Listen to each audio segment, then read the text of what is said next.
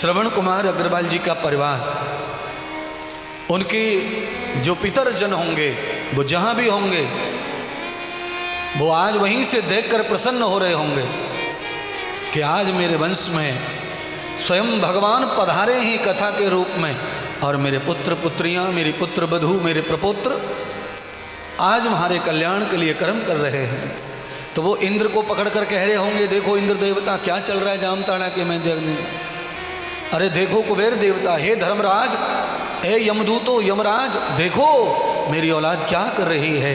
अब उनको जब वो ये देखते हैं कि हमारे लिए यज्ञ किया जा रहा है तो देवता प्रसन्न हो जाते हैं, और जब देव प्रसन्न होते हैं तो वहाँ से अमृत वर्षा करते हैं। जो अमृत वर्षा है, न मृतम मृत्यो न सुखम भूय, ऐसी अमृत वर्षा होती है कि उसे पान करके, उसका स्नान करके घर के सभी जन अमृत हो जाते हैं। फिर उनके जीवन में मरण का टाइम नहीं आता, उनके जीवन में वंश डूबने का टाइम नहीं आता, उनके जीवन में प्रेम अनुभूत होता है, उनके जीवन में भक्ति अनुभूत होती है। और जिस घर में जो सब सदस्य पूजा पाठ धर्म पूजा दान करते हैं, उस घर में कभी सर्वनाश नहीं होता है।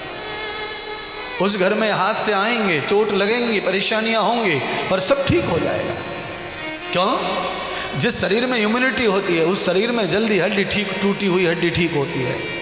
जिस शरीर में इम्यूनिटी अच्छी है उसमें हर दवा जल्दी काम करती है। जिस शरीर में अच्छी पावर होती है उसका छिला कटा टूटा जल्दी ठीक होता है। जिस शरीर में इम्यूनिटी पावर अच्छी है, बूस्टर अच्छा है, उस शरीर में कोरोना आता है चला जाता है, पता नहीं चलता है। ऐसे ही जिनके पास में पुण्य अच्छे, जिनकी आत्मा में भजन है, उनके जीवन में कष्ट आते हैं, अपराध आते हैं, छल आता है, कपट आता है, पाप का फल आता है, पर आकर के चला जाता है। समझ में भी नहीं आया कब आया और कब गया। इसीलिए पुण्य बढ़ाओ, सत्कर्म बढ़ाओ, बूस्टर बढ़ाओ, शक्ति बढ़ाओ, पावर बढ़ाओ। दुख आए, पाप आए, पाप का परिणाम आए, डूब रहा हो संसार, वो बच जाए, उसके लिए अंदर की शक्ति चाहिए। आप लोग विज्ञान समझ में आया आपको? विज्ञान मेरा प्रवचन का मैं ये कह रहा हूं, जिस शरीर में इम्यूनिटी होती है उसमें दवा अधिक काम करती है। जिस शरीर में इम्यूनिटी वीक हो जाती है उसमें दवा नहीं काम करती है, उसमें दवा फेल हो जाती है। जिनको इम्यूनिटी नहीं थी उनको कोरोना का इंजेक्शन काम नहीं किया, लोग मर गए। आज भी कई लोग टूटे पड़े हैं, नहीं ठीक हुआ हड्डी, और कई लोग ठीक हो गए। 4-5 जगह से टूट गया था एक्सीडेंट में। तो कारण वही है, बॉडी इम्यूनिटी। बॉडी का मतलब आत्मा भी बॉडी है, सूक्ष्म स्थूल कारणम भावांतम। स्थूल, सूक्ष्म और कारण, ये 3 प्रकार के शरीर हैं। स्थूल शरीर जो है वो आहार से चलता है, सूक्ष्म शरीर भजन से चलता है, और कारण शरीर आचरण से चलता है। आचरणम कृतम ध्यानश्च युक्ताम ये गेर युक्तम न परिभूत ब्रूयाम। परमात्मा ने जो व्यवस्था बनाई है उस व्यवस्था को जो पालता है उसका कारण शरीर स्वस्थ रहता है। कारण शरीर का मतलब होता है प्राण देने वाला परमात्मा ही, जो तुम्हारे अंदर ही बैठा हुआ है। फिर भी हम इधर उधर वहाँ वहाँ वहाँ वहाँ खोज रहे हैं उसे, और है अंदर। आत्मरूप शरीर माने सूक्ष्म शरीर जो भजन से चलता है, उसका भोजन ही भजन है। बोलिए, बादाम खा करके आत्मा पुष्ट नहीं होती,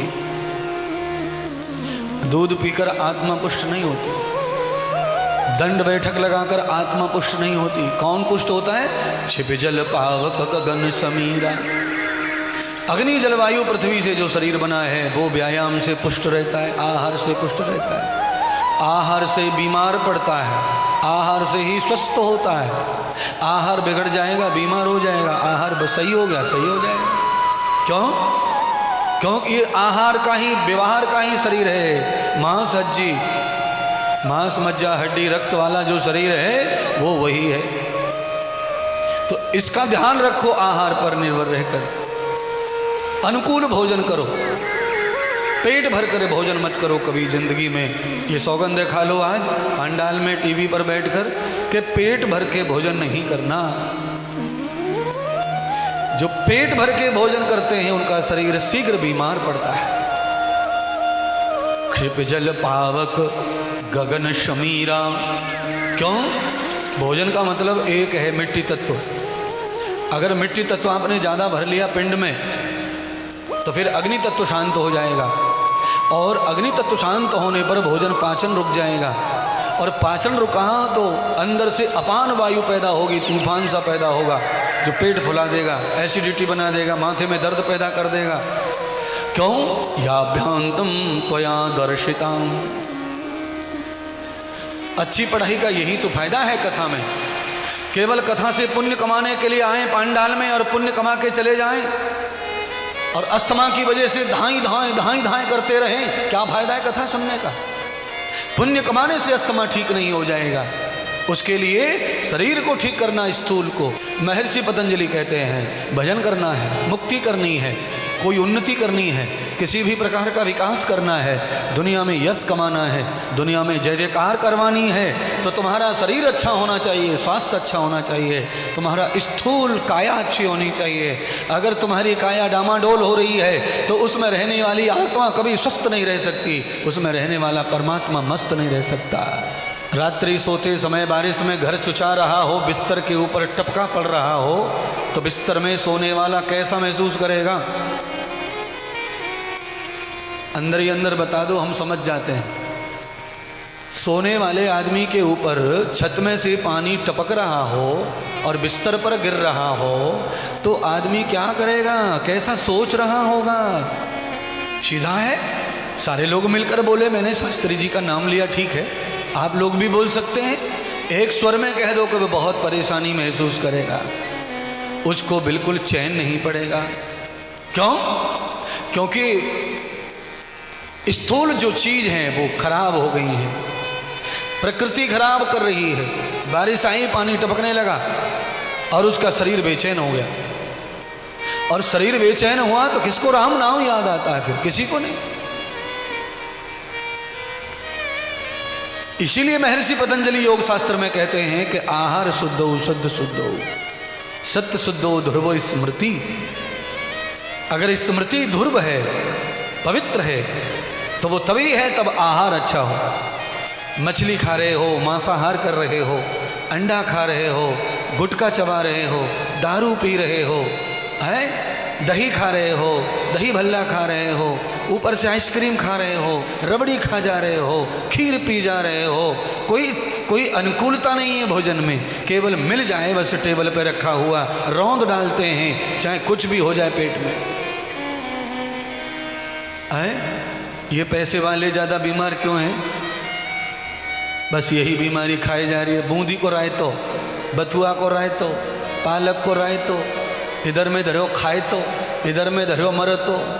है क्या क्या रखा है महाराज? एक भगोनी में रखा रायता, दूसरे में खीर, तीसरे में कचौड़ी, पूड़ी, ये सब ठीक है। आज ये संकल्प लो कि आज हमें खीर पूड़ी खानी है, रायता नहीं खाना। दूसरे दिन संकल्प लो कि आज रायते से पूड़ी खानी है, खीर नहीं खानी। हाँ, संकोच मत करो, बदलाव लाओ जिंदगी के भोजन भजन में।